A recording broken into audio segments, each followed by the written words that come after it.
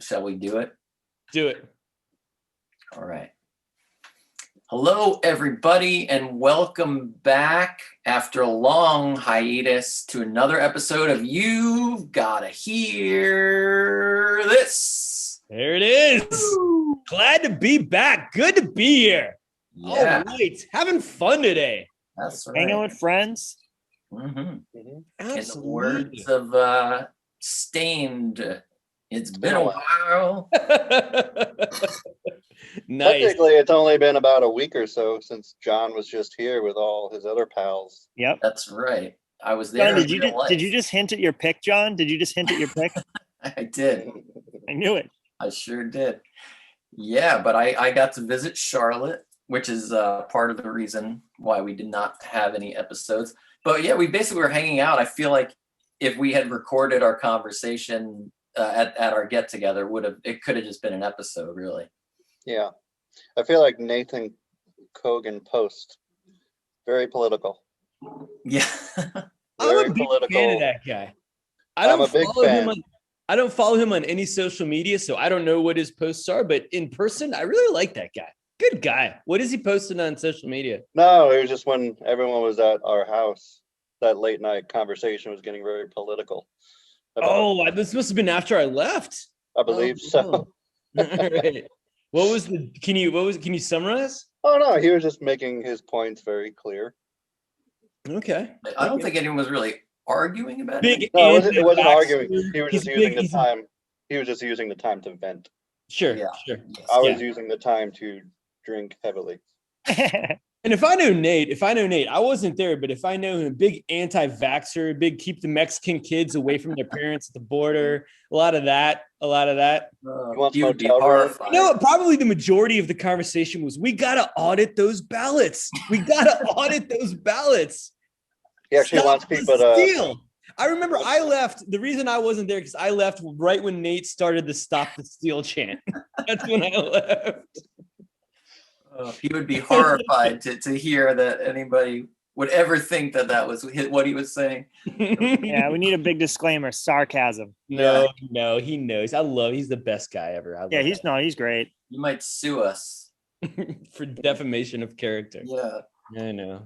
I'm kidding. It was funny. It was weird. His shirt said January 6th for life. Wait, did it really say that? We should have known. I don't remember. It might have really said that. But no, it was great to see everyone in person. It was a lot of fun. Yeah, it was really fun. And I feel like that's why we got away from kind of doing the show, because it started as a way for us to keep in touch while we were quarantined. And now we're all able to hang out, and it's been a lot of fun. So yeah, great to see all you guys. Joe's got a pool. Joe is erecting a pool. He's got a pool that's being erected. It's being filled up. Being erected. I'll give you a quick tour. I got a bunch of crap everywhere in my backyard. Got tarps down. Looks like a slip and slide pool. Oh yeah. Yeah. Slip and slide into the pool. Did you Did you do this yourself? So I dug the hole myself, and it was awful. And then I stamped it down. I got the weeds out. I pushed dirt across this yard 1,000 times. I tilled it I bought a tiller, and I was running this tiller, ripping up the ground. So I did all that by myself. And then a few friends came over yesterday and helped me physically put it up, which I could never have done by myself. Who are these friends you speak of? Because the three of us weren't there. Wasn't any of us. It wasn't any of us. I didn't want to have a million cooks in the kitchen. Gerg offered his services, so our friend Greg came over, and then Mark and Abby, who live down the street from us now, they moved from Midwood to here. They used to live with us when we were at Aurora. They moved down the street, and they came over. So it was just those three. I love them. Are they? Yeah. What's the address again? You can find them. Greg, if you don't know it, you can just look it up in Joe's high school yearbook. Yeah, you just look it up in my high school yearbook. There's a callback. That's a great. Why did they do that? Oh, what a scary time. Boston's for the weird. benefit of any high school stalkers out there. Dude. Make it a little easier. Boston is a crazy place. It's a weird place. You know what? I don't like Boston so much that Billy Joel's first concert post-COVID is going to be at Fenway on August 4th. Oh no. And I looked into it because I was like, it's a Wednesday, I'm off. I might actually go. And I was like, you know what? It's in Boston. I don't want to do that to myself. Really? You've got that much of a problem with Boston? No, I agree with Greg. That's pretty treacherous on Mr. Joel. I just pictured myself being surrounded by fans of Billy Joel that are from Boston. It's a lot. It's just nauseating. It's a lot. It's a lot of face talking. It's a lot of opinions at once. It's a lot of just people being people. Yeah, I wouldn't.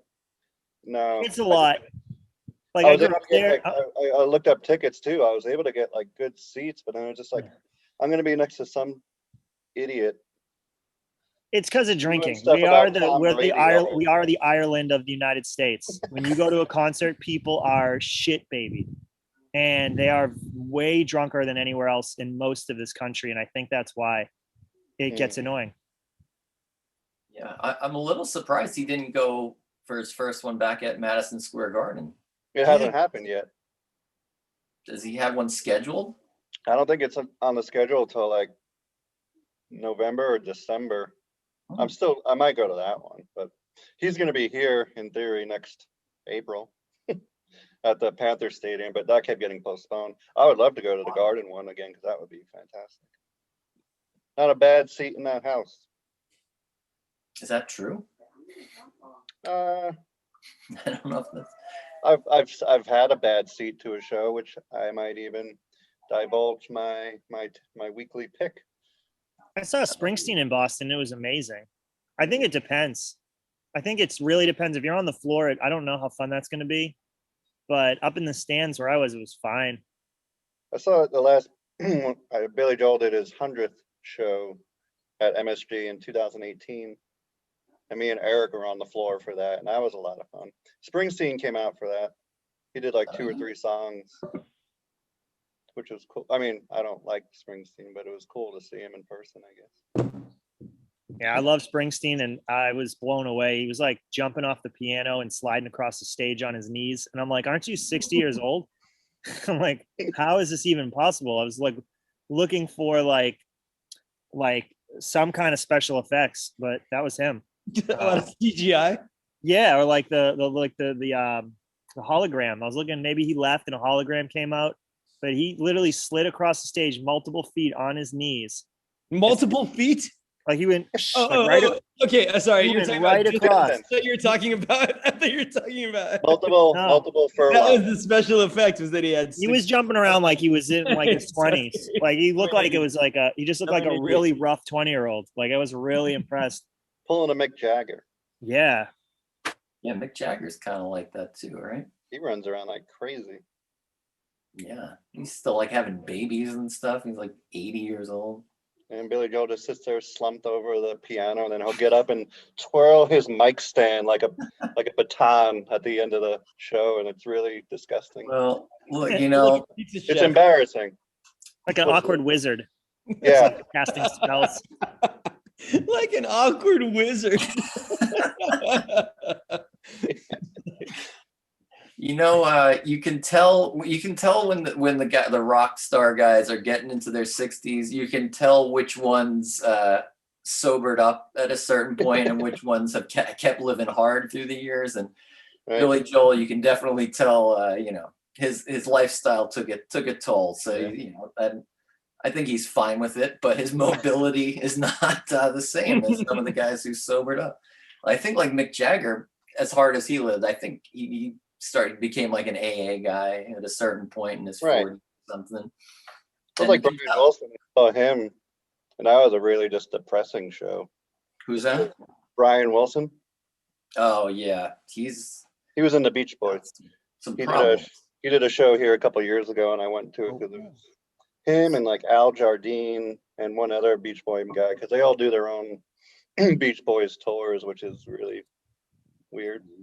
I don't think they get along, I guess, but he was like barely playing the piano. He was like walked off the stage in between sets, like very slowly.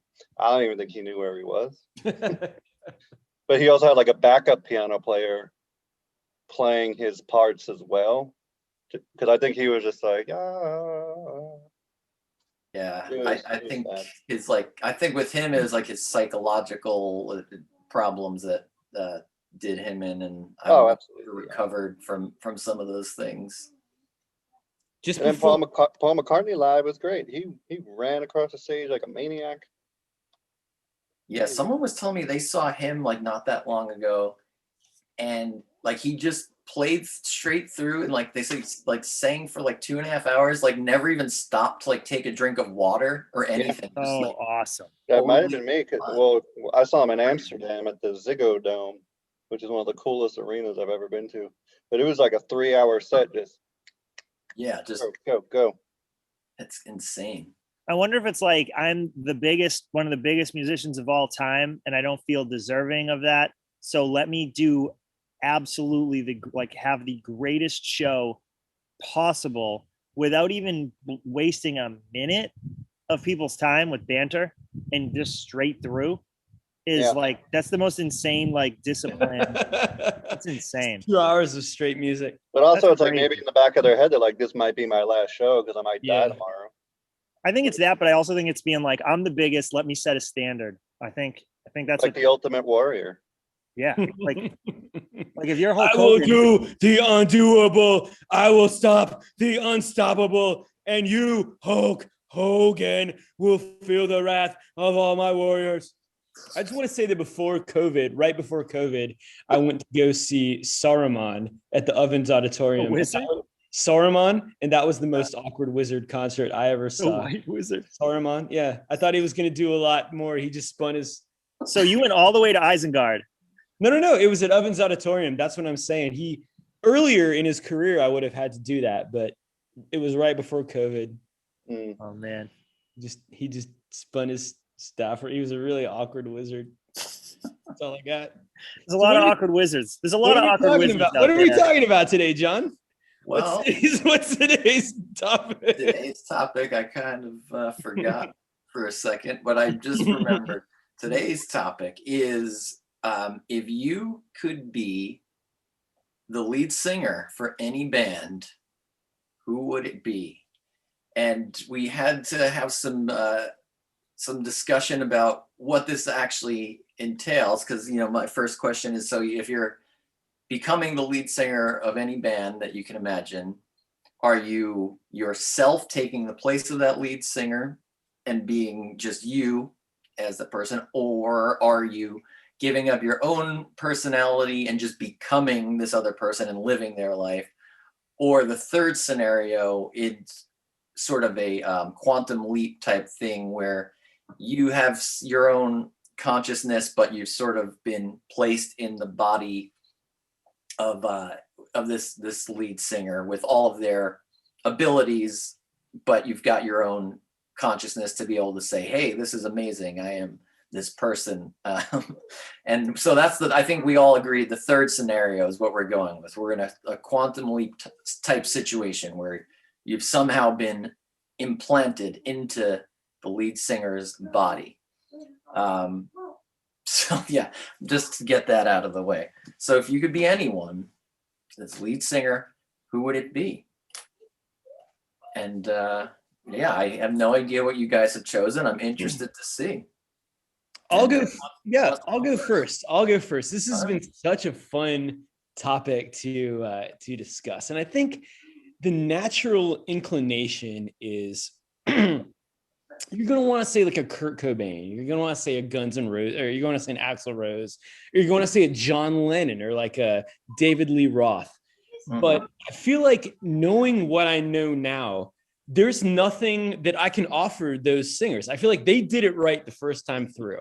I don't want to, there's nothing that I know now, or there's no experience that I would want to change about anything that they've done. I think they really nailed it. So I had to sort of deep dive and really think about that. And in doing so, I watched a lot of Skid Row videos on YouTube, more specifically featuring their lead singer, Sebastian Bach. And Sebastian Bach has got the most amazing voice. And he also, I would say Skid Row is probably the greatest hair metal band ever. And I want to emphasize that I don't put Guns N' Roses in the hair metal band category. I don't put I don't put Bon Jovi in the hair metal band category. What about like Motley Crue? Would they be in that category? Yes. And I think Skid Row is better. I think Motley Crue is way more successful, but I think Sebastian Bach is a much more talented lead singer than who's the guy? Why am I blanking on the guy from Motley Crue? You know what I'm saying? But that's why I landed on Skid Row, is because I think Sebastian Bach has a lot more potential than it wasn't Nikki Sixx, Vince Neil. Yeah. I think Sebastian Bach had a lot more potential than Vince Neil, but I don't really think he capitalized on that. So much so to the point where I know that Skid Row toured with Guns N' Roses in, I think it was 1991. And so they had all the, in wrestling, it's called a push. Like they had all the push in the world, but they didn't quite get there. And I think it's because Sebastian Bach isn't the most charismatic frontman. And am I the most charismatic frontman? I probably, I don't know. But I think in looking back, he did a lot of things that were very annoying. I've watched a ton of videos of him on stage, and he just doesn't have it. To go back to wrestling again, and I'm sorry, I've been watching a lot of wrestling podcasts, but he just doesn't have that it factor. He doesn't have it. He just doesn't have it. And not only does he not have it, but he really has the opposite. He really seems to go out of his way to be an annoying frontman. And so I think, knowing what I know now, having Sebastian Bach's talent, I think I could be a more engaging frontman in that era. And I think I could have utilized his talents to be more of a peer to Guns N' Roses, as opposed to a second tier below Guns N' Roses. But I have a question. Sure, yeah, I'm open to. Not to interject, you said he was a very annoying frontman. Do you think he was doing it on purpose as or like a different persona? Like he got on stage, was like, I got to be this guy now. Like change his character for the gimmick. You think it was a gimmick? I don't think it was a gimmick. And I don't want to say the name of this person, but I know a person in real life that I think is a lot like Sebastian Bach, and he acts like Sebastian Bach. I'll tell you off the air, but he acts a lot like Sebastian Bach in real life. And to elaborate on what he does, like he just runs out and he goes, "Are you fucking ready to hear fucking Skid Row? Now we're going to fucking sing this fucking song. It's rock and roll, and I'm a rock and roll star." And then it'll be like, "You are the problem child. We are the youth gone wild." And then be like, "All right, stop. Now we're gonna fucking sing fucking rock and roll." And it's just like, we get it, dude. You like to swear because you're a rock star. It's really abrasive. It's really confrontational. It's just not very inviting. He doesn't really get the crowd involved. It's like he challenges the crowd. It's like he doesn't create an environment where everybody's like, "We are the problem child." He's like, "Nah, fuck you. We're gonna do it, and you're gonna sing it." I don't know. It was just really abrasive. He didn't really pull me in, and I feel like that's the difference between a great frontman and a mediocre frontman. So I just picture the guy you went to for boxing lessons out there the whole time, because it's the same voice you use. Oh, and Mickey Ward? No, yeah, Mickey Ward the whole time. Charismatic guy. Come on, Mikey. That's all I got from that. I just kept thinking of Mickey Ward while you're doing that, but I agree. I feel like some people it's more natural than others, and you can feel it, especially if you go to a lot of concerts, you go to a lot of shows. The cream's going to be in this. It's going to be in this echelon. It's going to be in this area where you can never phone it in. Like it's not even an option. And I feel like that's. I totally agree. If you don't have it, you don't have it. And there's no way of teaching it. And that's why I'm not a singer. And that's why I'm so jealous of you guys, is because I've always felt that singing is a lot like writing, in the sense that it's something you have or you don't have. And you can learn the fundamentals of it, but you'll never, if you don't have it, you don't have it. No, I think you're wrong with that. I think that if you went to like hardcore shows and you were growing up in like a punk rock scene, you would have been the personality type to front a band. Oh, no question. Or not, you'd just be like, I'm doing it anyway. And then you'd have a band that sucked and a band that was okay and then a band that was good. Like you'd go through that motion. You're the personality type that would do that, but you weren't in that. You just weren't in that scenario at a time where that seemed open to you. That's all it is you didn't have that surrounding. You weren't in that environment. That's so awesome. That's so awesome that you brought that up, because I feel like that lends itself exactly to my pick, because I feel like I have that personality type, but I feel like I don't have that talent. And so if I could sing like Sebastian Bach, but if I was being me, I feel like we could have conquered the nation. But I also want to what's the movie with, is it Mark or Donnie Wahlberg that he takes the place of the lead singer? Rockstar. Yeah, the same kind of thing. That's what you remind me of. But I feel like Joe just brought up a good point. Like if you grew up in the Northeast, like Long Island, Boston, Jersey area, you were in that punk rock scene, which was probably more prevalent there than it was in Columbia, South Carolina, wherever the hell you were, listening to Hootie. Like it was either Hootie or like underground punk, and you went with Hootie. Yeah. And glam rock. Well, it's an interesting thing too. I think we're kind of covering it. This is that it's two different skill sets as a lead singer. Like there's two different jobs that you have. Like being good at singing is one, and a totally separate job is being like charismatic and being like comfortable and engaging on stage as a presence, and also being able to connect with an audience. And the two things don't really have anything to do with each other. And you can be really good at one or the other. Sometimes I think you can be bad at one and good at the other and balance each other out because you're so good at one of them.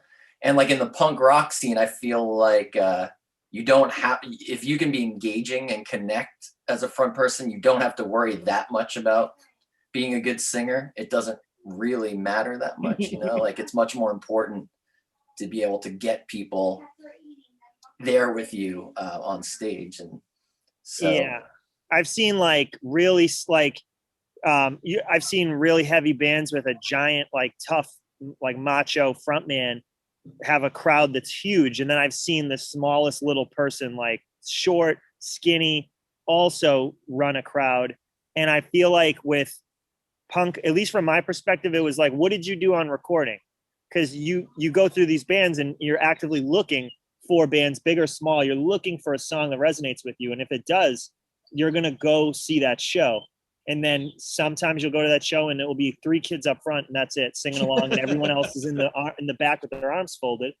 And then you'll go and it will be like Have Heart. You can see if Have Heart plays a show in Boston, they could play like a House of Blues style, like House of Blues size venue and have this gigantic crowd. They are, in my opinion, the biggest hardcore punk band right now.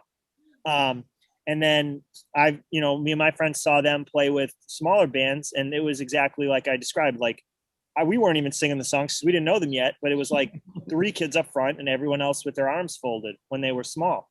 And the recordings are still great, but it's really random. It's just place and time and what the lyrics speak, I think, really determine those bands. The lyrics are so detrimental to where the band's going to go as far as capturing a crowd or having a big crowd.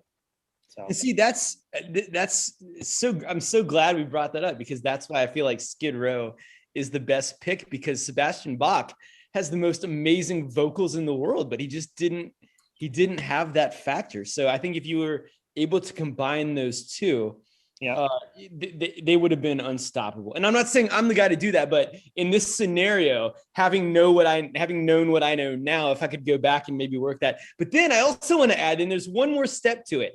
And now we're assuming that I'm me going back and being Sebastian Bach in 1980s. Had I had Sebastian Bach's vocal prowess in 1992, but the knowledge that Mike Manzetta has now, I would have made that switch when I saw Nirvana and more specifically Soundgarden come around. I think Sebastian Bach is 1,000,000% Chris Cornell's equal. 1,000,000%. And if he would have just saw what was coming and made that switch and had maybe a better, I don't know if he's a songwriter equivalent of Chris Cornell, but his vocals are. So knowing what I know now, if I could go back to 1991, having just put out Monkey Business, which is the greatest heavy metal album of all time, not as critically successful as Skid Row, but a sophomore follow-up that is much more artistically superior. But when I saw like Soundgarden and Nirvana and Pearl Jam start to come out, I would have used my vocal prowess to accommodate to their style as opposed to trying to stick with hair metal, having known what I know now. Right. Yeah. But that's a big if. I don't. These are all huge ifs. Yeah. And at the time, I don't know how long did Skid Row keep going after that. I don't even know. That was it. They came out with Skid Row title album, and then what's the word when you use your band name? Yeah, self-titled. And then they had Monkey Business in 1991, which was not as critically successful, but so much better. It was the Paul's Boutique of Skid Row. How did they spell monkey? Monkey. Okay. I didn't know if they did it kind of like wacky, like MUNKE. Oh yeah. Isn't that the one of the members of Korn? Monkey? Yeah, monkey. The MUN. No, or like business, like BIZNESS. Monkey business. In hip hop, that can be cool, but not in rock. Yeah. So yeah, those were the first two albums, and the second one was so much better than the first, but it wasn't as widely received. But then they kept making albums. They did a lot more albums, according to my research. But yeah. So what was the name of the band with orange in the name that you liked? There's Agent Orange. There's Mock Orange. Okay. Because I saw there was a band called Code Orange that are going on tour with Slipknot. I was like, oh, that's Joe's favorite band. But no. Code Orange is very, very heavy. They were a band that was a small band for a while, a small heavy band that would play small venues, and they were a late bloomer that got bigger over time by just sticking with their goal. I'm actually really inspired by just that band's career of being this small band and just like, hello, we're here, and just sticking to it. And now they're getting recognition. How about you, Go? What is your pick? My pick? Yeah. So I'll quickly go over the ones I almost picked. So my first thought was, oh, well, Freddie Mercury, he's unbelievable. And I was like, well, I like Queen, but I'm not like a diehard Queen fan. I listen to them when they're on. And since the movie came out, I feel like they've been played so much that I don't find myself listening to them as much, which sucks because they're a great band. Then I went to Jim Morrison of The Doors, but then I thought, yeah, that's got to be really tough being him. Like that, he was a really strange guy. Being in his head, or like, it's really awesome to pave the way for music, but I don't think I would want to be him. And then I thought, oh, Lemmy from Motorhead, dirty, mean, heavy vocals, cool as fuck, on the road. He just played video games, drank a bottle of whiskey, and read a book. Finished a book a day. Yeah. Lemmy from Motorhead is unbelievable. It's so close to picking him. That was my closest pick that didn't make it. I went with Zach De La Rocha from Rage Against the Machine. Wow. Right. He stands against the military industrial complex. He stands against corporate America, government oppression. He's all energy. The Machine. He stands. He raged against the Machine. He is now, Joe. In this scenario, you are you, but you're appearing to everybody as Zach De La Rocha. So you think I like to go with the scenario, but like stick to the script of my picks. But then when my gut's telling me this is the one I would pick, I just go with it, and then I just list off of why. So I'm sorry to go off the script of like why you guys are picking. Some of you guys are picking yours, but I think no matter what, it would come back circle to wanting. I think this would be the coolest, not just cool to be cool, but like I'm thinking of like if I was another frontman, eventually I'm not going to be able to do that anymore. And I want to look back on it as I did it right the first time and the last time. And I can sleep easy knowing I did my job the best I could. And I think he has done that. I think that he's one of the most meaningful frontmen I think that he's one of the most energetic. I think his influences are insanely good. I think being like, he was literally getting influenced by like Bad Brains and The Clash in like elementary school. Like that's insane. That's insane. Like his first band that I've heard, his first band Inside Out, inspired and still inspires bands of subgenres of heavy music, like Have Heart, who I mentioned, who's the biggest hardcore band going right now and the biggest one in Boston, from Boston. I think their biggest influence is Rage Against the Machine. The band that Have Heart grew up playing shows with, Verse, huge influence by Rage Against the Machine. I saw this band in Pennsylvania called Charge, and it was like seeing Rage Against the Machine as a small band. It was this festival called Posse Numbers Fest, which was just all hardcore bands from like the 80s, 90s, and the 2000s. And this band blew us away, and they just sounded like Rage, and it was fine because they sounded exactly like Rage Against the Machine, and that was great because it didn't need to be anything different. I mean, it was slightly different, but it was just great. And like, there's no corn. There's no corniness with Zach De La Roca. There's so much lack of corniness.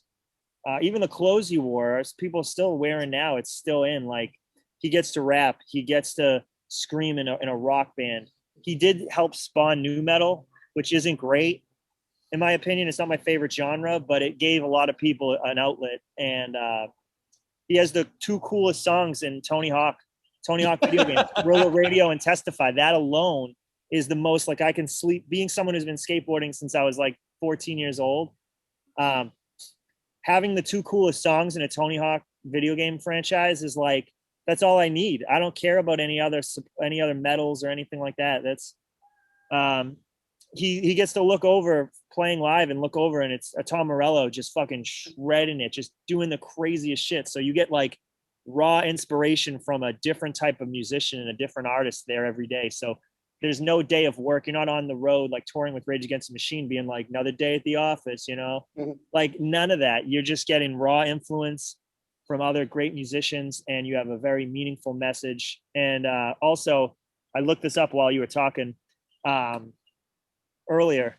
They get to also cover songs, which when you're covering another band song and you played your song 50,000 times and you're just like, it's becoming muscle memory of performing live. You get to cover Springsteen, you get to cover The Clash, KRS-One, NWA, Public Enemy, Eric B. and Rakim, the Rolling Stones. Like, you get to Woody Guthrie. You get to cover all these other great bands and acts. So you get the full package.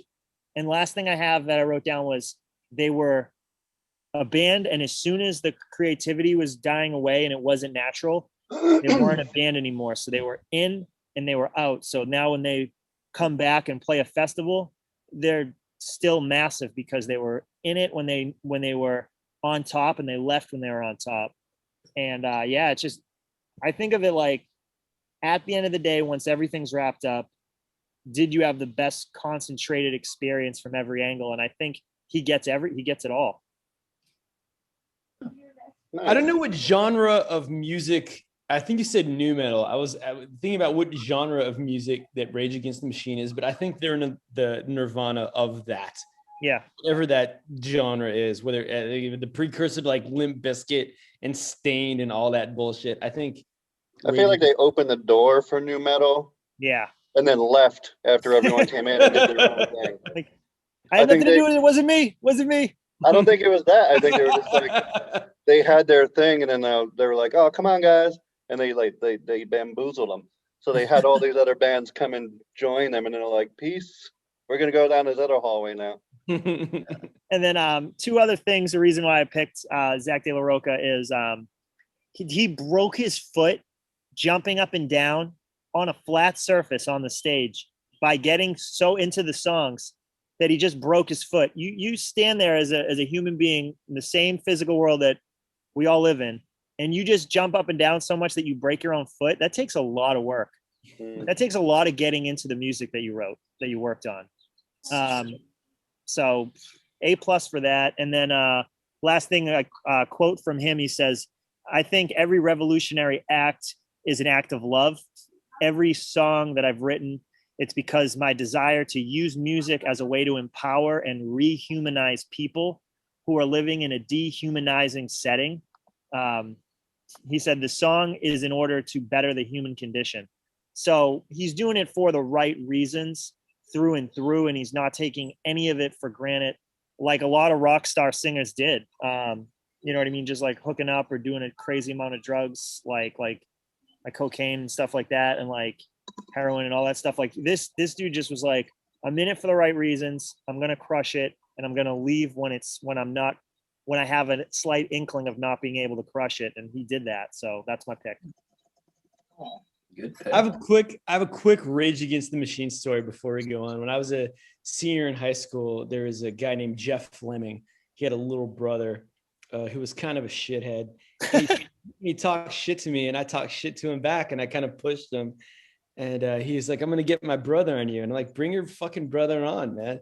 And so he goes, all right. So then the word got back to me. Jeff Fleming wants to fight you at the TK ball field at midnight tonight. So I'm like, all right, I'll be there. But Jeff Fleming, so this is different. So Jeff Fleming's little brother was kind of a punk ass, but Jeff Fleming was he had a reputation as a fighter, but he also had a reputation as a notorious ball puncher.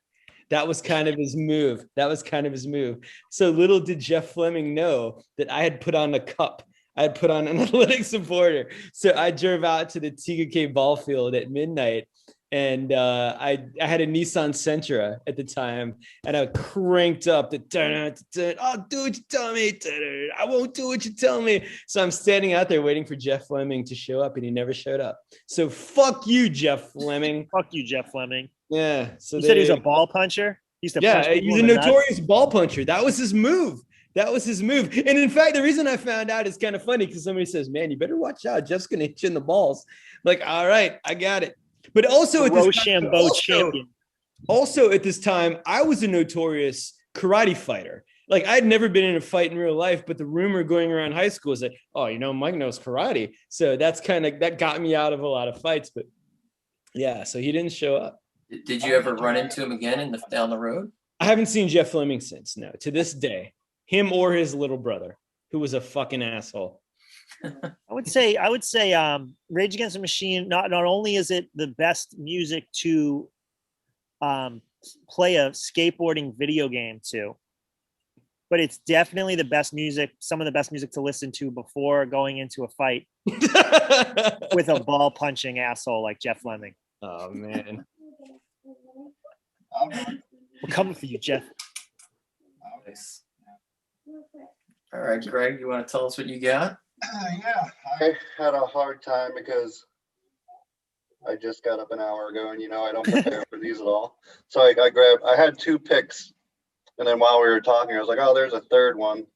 So I'm just gonna go through the two I didn't pick real quick. That one was Jack White, just as a person, just because he's one of the most creative people, and I appreciate his reclusiveness. I would love to live a lifestyle like that where nobody knows what, almost like Mike, baby, where everything's like very, you don't really know what he's doing or where he's at or like where he lives or anything. It's just, he's there, he's doing some cool shit. I would never try to duplicate his talent with the guitar by any means. He's one of the best ones of our generation, I think, in my opinion. So he was third, and then between 2 and 1, I was going with Damon Albarn and James Murphy from LCD Sound System, and James Murphy is the one that won it for me, mainly because Damon Albarn's great, another super talented guy. I love the Gorillas. I love what they do.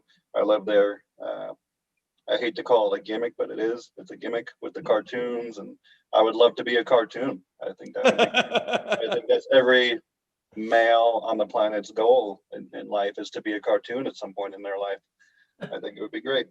Yeah, even Bob Hoskins, look at him. Who Framed Roger Rabbit? He turned into a cartoon. I did have a big crush when I was a little kid. I had a big crush on Firestar from the Spider-Man and Amazing Friends cartoon. So if I could maybe be her boyfriend, if you could draw me in on that. Cartoon boyfriend. Yeah. But then the energy that Damon has at shows is something I would never be able to bring myself to try to recreate or be a part of, because he's just, like we were saying before, all over the stage, just a maniac. He plays multiple instruments throughout, even the melodica, which is one of my favorites. And also like they're in that same like Jack White realm where they do some really out there stuff for promoting or merchandise and stuff like that.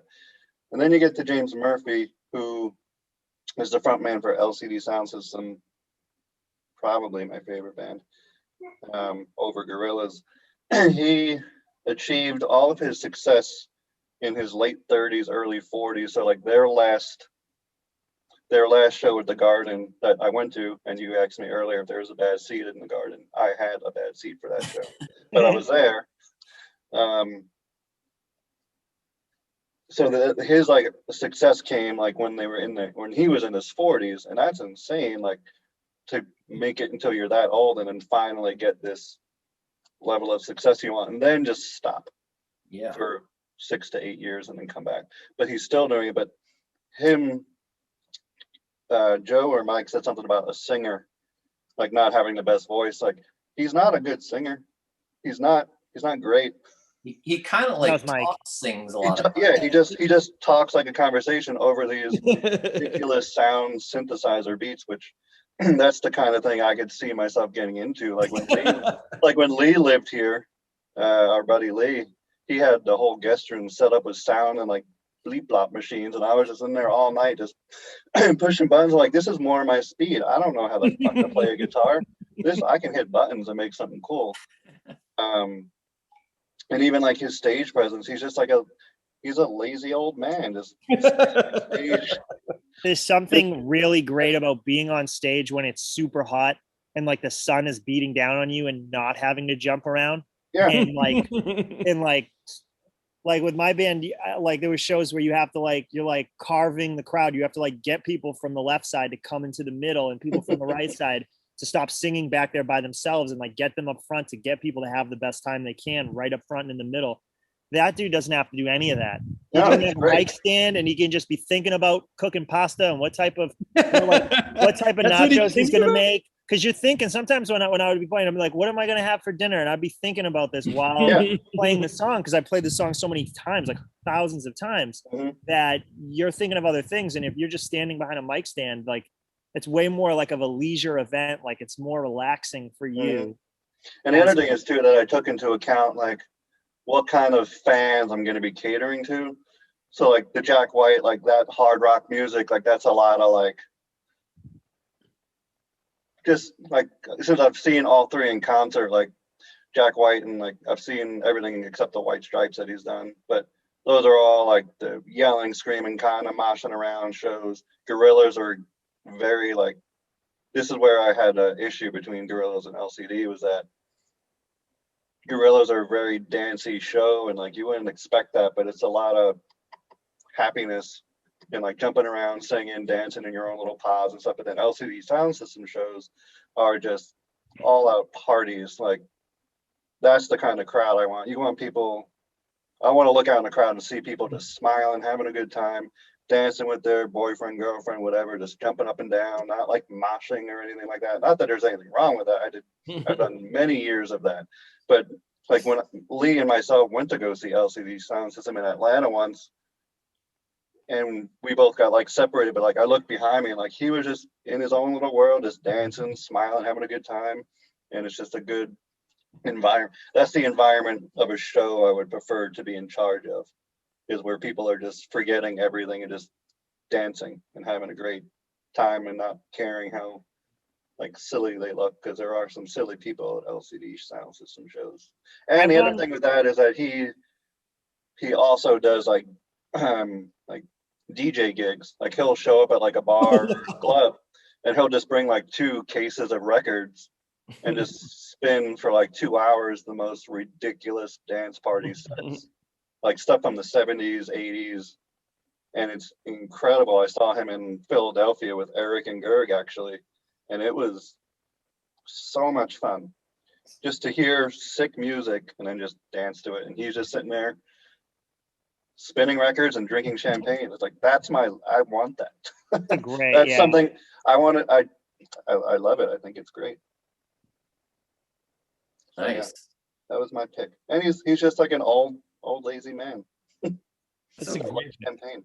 So is that what he did for his like 7 or 8 years, you said, where he wasn't doing LCD sound system? Is that what he would do? Just kind of randomly DJ and just which is like Bill Murray. Like Bill Murray just shows up at your party. And he still does them. Like him and some other guy, I think I brought it up on the show before, design like the ultimate sound system. Oh, right. It's called Despacio. And they'll tour with that sometimes. Like, I need to go to that because the way it's set up, the way it's designed, and I feel like it would be really, really great. But even if it was just him like DJing at the KFC Yum Center in Brooklyn, or whatever it is.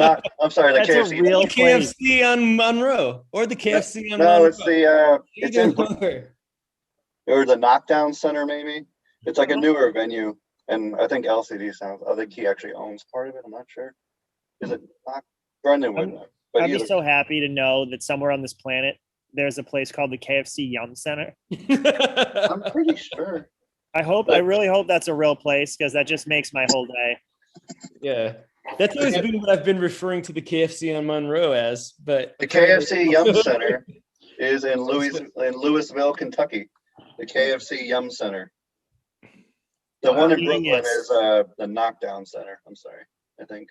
But yeah, he'll tour. Like when I was so mad when I went to Europe with everyone in 2019 with like Eric, Chris, and Brendan. He was in Barcelona doing a DJ set like 2 days before I got there, and I was so mad because those Barcelonians, they know how to party.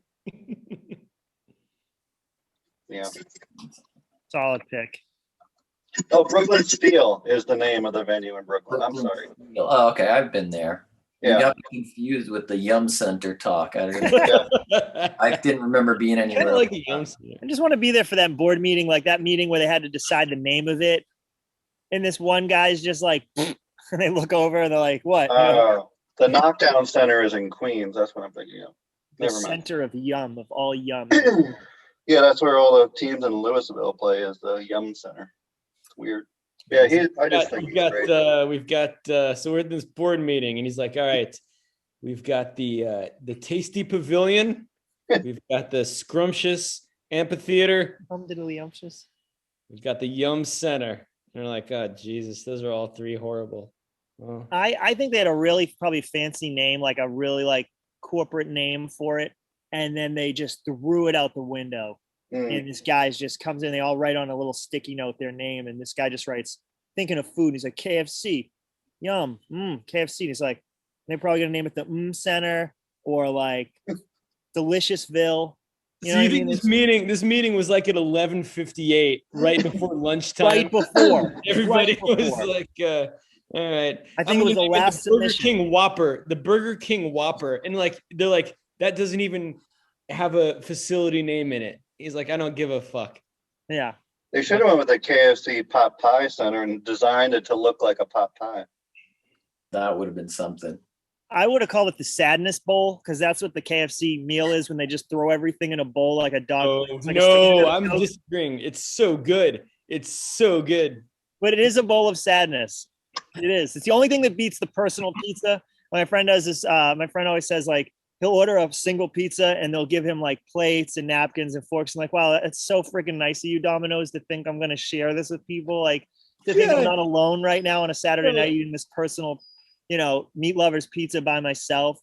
And I think the Sadness Bowl is the only thing that beats it. The Sadness Bowl from KFC is #1 saddest meal.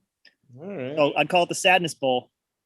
Just another reason why I like James Murphy is that he has an obsession with disco balls as much as I do. And the show at the Garden, it was probably the biggest disco ball I've ever seen in my life. That's awesome. And it was fantastic. Wayne Coyne's got some big disco balls.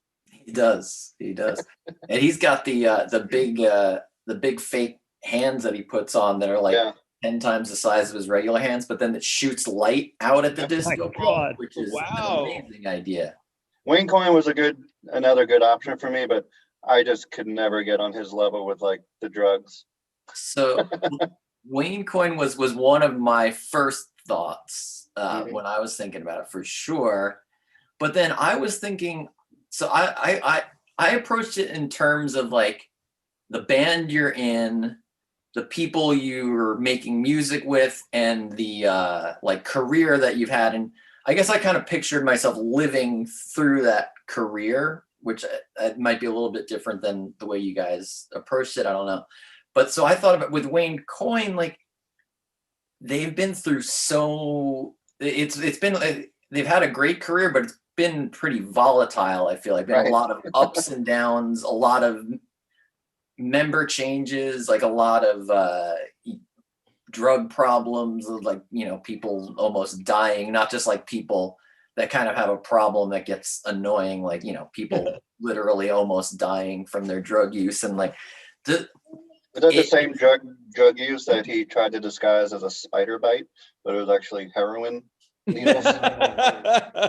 Yeah, or like that he wrote that song about it with Steven Draws, the drummer, well, and like multi-instrumentalist. Yeah, there's I want to step in super quick. So listening to everything you just said, in this scenario, you being John Nolan as Wayne Coyne, do you think there's anything you personally could have done to circumvent all of those things happening? So I guess I wasn't thinking about it in those terms. I was thinking about just sort of living through his life, but sort of being aware that I'm in it, you know, like I am Wayne Coyne now. But Gotcha. I guess I wasn't really picturing like trying to alter the course of his career or life. I was kind of picturing experiencing all the things that the lead singer of a band went through, that, which, you know, the way this whole thing is set up, I think there's a lot of gray areas, a lot of room for interpretation. And that's how I looked at it. I didn't picture myself being able to change the course of it, or even wanting to. I pictured trying to find someone that I would want to have lived through their whole experience, I guess. So you'd be doing the Wayne Coyne experience, which also includes working at Long John Silver while you're going on tour. Yeah, almost getting murdered at Long John Silver. That then writing a song about it 40 years. Wait. So he was on tour, successful, and working at Long John Silver's? Well, it was the very beginning. Yeah, it was early days. He was Long John Silver's employee. Because that takes a real fucking crazy person to be successful in music and then decide that's where you want to work just because you feel like it. Like, well, I heard an interview with him. I think it was the Mark Maron podcast, and I think he actually stuck around there a lot longer than most people would have, but it was because he worked there. I forget what it was. It was something like 8 years or something. Yeah. Like wow. He kind of had like seniority at Long John Silver, so he could go on tour as much as he wanted and then come home and they would still have a place for him there. You know, like he could come and go as he pleased.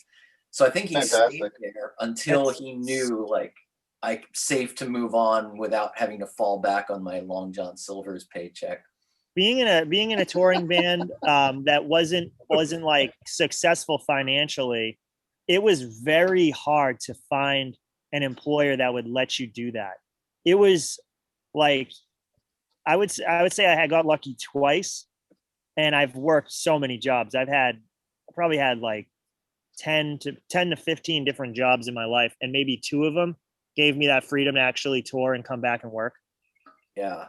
I was fortunate. Like I made the decision to kind of find a job like that before I was even successful, because I knew I wanted to be in a touring band. But the business that my dad was in, that he kind of ran his own business. It was like repairing interiors of cars. So he would go to different car dealerships, and you know, when they have a customer who just bought a car, they've got like a rip in their seat or a cut in their dashboard or something, he would repair that stuff. And wow. So I got into doing that through him, and then was able to kind of be my own boss in that. And there was like that last year when Taking Back Sunday started to actually go out on tour. It was a weird situation because we weren't making enough money for that to be like my actual job. So we'd go on tour at that point. We'd be out for like 2 or 3 weeks or maybe more. And then I come home and then dive right back into a couple months of, going to car dealerships and repairing the stuff in that. But that was also really fortunate though, because I don't know what I would have done during that time if I had, there's not many jobs. You can go away for a month and then come back and just be like, hey, I'm ready to work again. I had a lot of friends that would just sit and like rot at home or they'd find hobbies. So, you know what I mean? There was a lot of friends that just didn't work outside of music and they just live with their parents, and you could tell the parents were kind of annoyed with them. Yeah. And that's like, I think the stereotypical thing that happens. Yeah. And I don't think there was any, I don't know, like in Long Beach or Nassau or where you were growing up, but I don't remember I think I had one Long John Silver's by my house.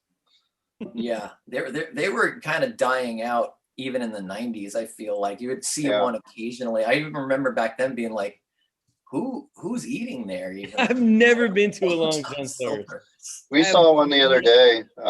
We took a day trip to Greenville and we saw one. I was like, huh, look at that. Still exists. Still there. Yeah. So, but anyway, so moving on from the Wayne Coyne thing is that the more I thought about it in those terms of like, what band would I like to be creating with long-term over a career? Like what kind of career would I have liked to experience as a frontman for a band? And then the obvious answer to me was Eddie Vedder and Pearl Jam. And the idea of fronting that band just seems like one of the best jobs you could have, like they seem like a genuine group of guys who, like Sammy, quit it. that have been doing what they're doing together because they want to, because they love it. Yeah. They've been through a lot of ups and downs because I think it's impossible to be a band for 30 plus years and not have rough patches and difficulties and, low points. But it seems like they've always kind of like stuck together and like pulled through together through those problems. And like, and the fact it's been except for like they kept changing drummers for that first like 10 years or so because they keep combusting. Yeah. It's a real Spinal Tap situation with the drummers.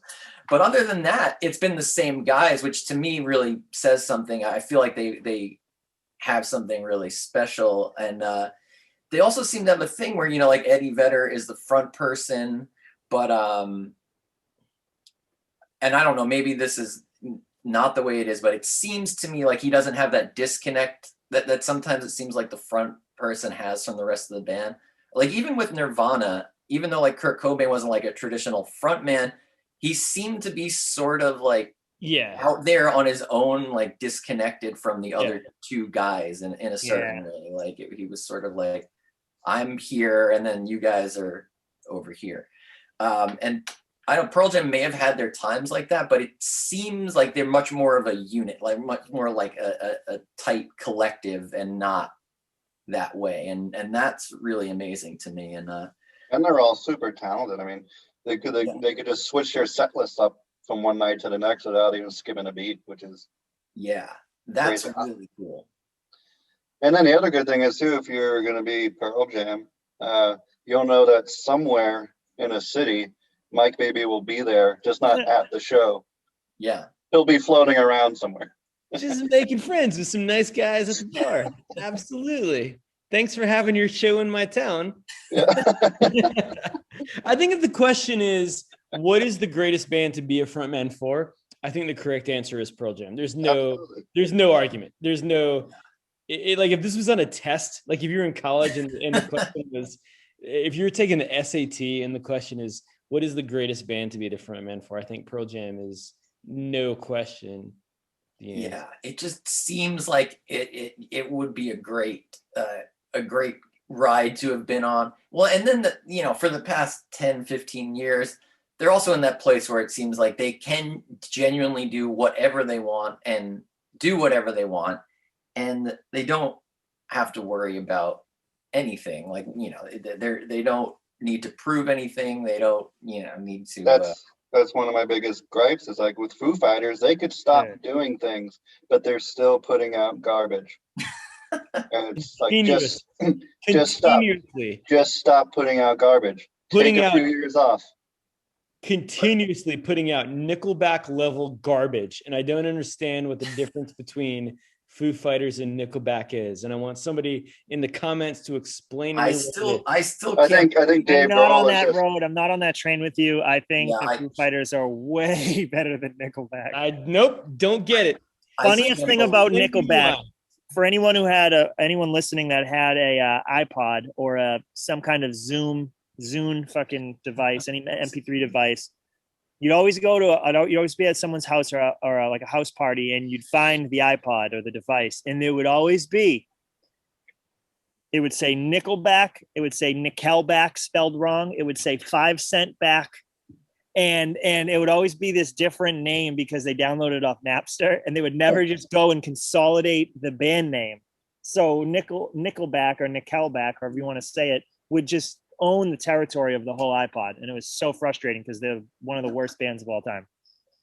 Yeah, I don't compare the Foo Fighter Nickelback scenario, but I do feel strongly with that. They just need to take a break for like 10 years and just live their life. Like Dave Grohl doesn't need to be the center of attention as much as he wants to be. But I mean, I feel like they've been making the music they want to make, whether you like it or not, and they've been enjoying themselves doing what they do. Like, why would they stop doing it? Like, it was Nickelback. Just because you're bothered by it.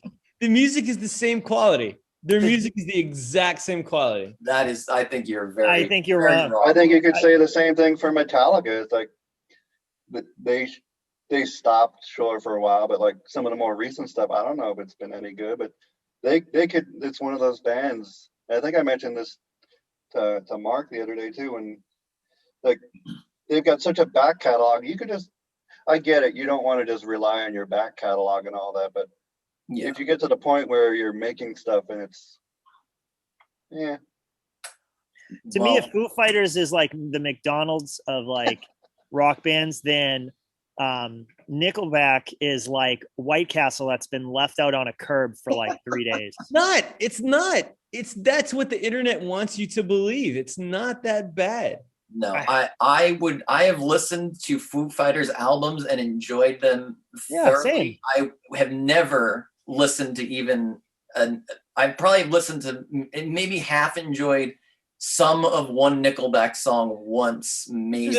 Drums, dude, just listen to the drums of a Nickelback song and listen to the drums of a Foo Fighters song. You're telling me that's the same thing? The first Nickelback album is the snare drum. Listen to just take one part of the drums. P to B, the first Nickelback album is fantastic. Well, maybe that's part of where we're diverging here. Is I don't think Nickelback. I'm actually going to listen to it today. I'm going to listen to it for the first time. It's fantastic. The number one song is called "Breathe." Right out the gate, it's on my gym playlist to this day. It's fantastic.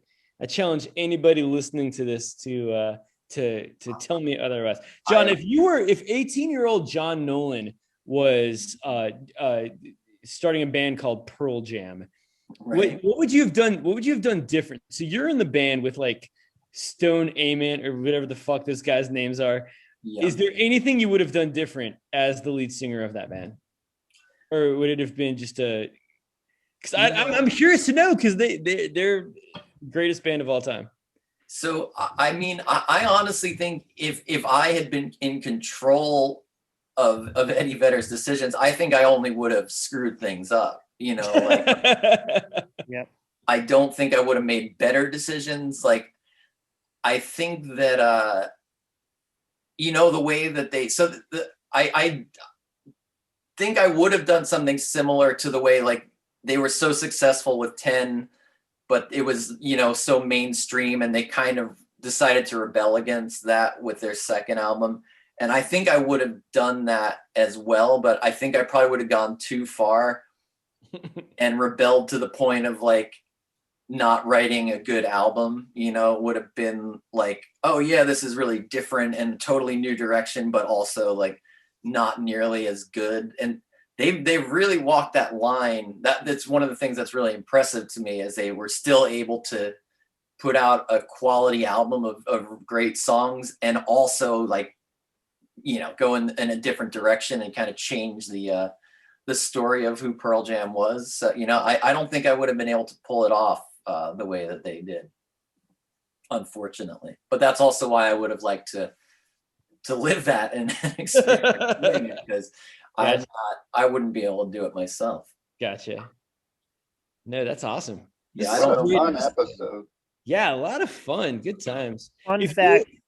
Go Fun ahead. fact about Pearl Jam, because I didn't know this until now. I have not listened to as much Pearl Jam as you guys have.